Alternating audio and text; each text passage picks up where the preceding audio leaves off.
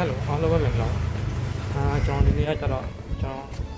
ကမ်းခြေမှာစစ်ပြီးတော့စီမှာဖြစ်ပါတယ်။ဟောတော့ကားဆောက်နေပါတယ်။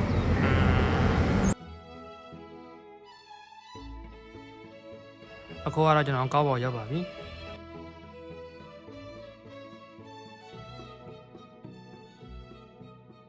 ဒါကတော့စစ်ပြီးစီရမယ့်နေရာကိုရောက်တော့စစ်ပြီးယူပါတယ်။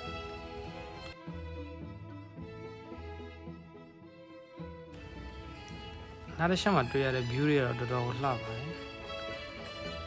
ဒီလိုတရားလေးတွေကိုလည်းနှစ်ခုတစ်ခုတော့တွေ့ခဲ့ရပါတယ်ပြီးတော့ဒီမှာလမ်းမှာဆောက်ဆိုင်နေလည်းရှိပါတယ်နေရာတော့တော်တော်လှတာပါ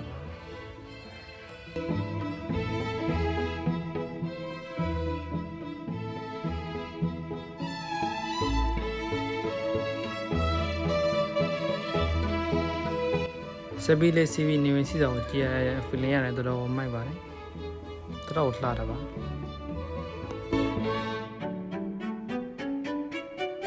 ညနေပဲဆိုတော့ဒီမှာငါးလာမြတဲ့သူရတယ်တော်တော်ကိုများပါတယ်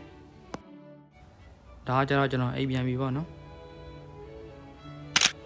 ကျွန်တော်ပြန်ရတာနဲ့မော်ဒယ်ခဏဝင်ပြီးတော့ဖဏနေပါရှော့ကြည့်ပါတယ်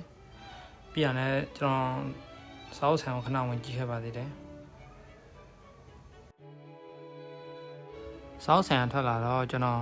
သူတို့မိတ်ဆက်နေတဲ့သူတို့တွေပဲတာအကြောင်းခဏတော့သွားဆောက်ဆန်ကြည့်ခဲ့ပါတယ်ကျွန်တော်ဒါလည်းကိုစိတ်ဝင်စားတော့ခဏတော့သွားကြည့်ခဲ့ပါတယ်ဒီဖဏဆိုင်တော်တော်မိုက်ပါတယ်ပြီးရတဲ့ကျွန်တော်ထမင်းစားဖို့ဆိုပြီးတော့ထိုင်းဆိုင်တစ်ခုဝင်ပါတယ်ဒါကတော့ကျွန်တော်မှာထားရတာလေးပေါ့နော်မှားတာတွေရပြီဆိုတော့ကျွန်တော်စားပါပြီတော်စားကောင်းပါတယ်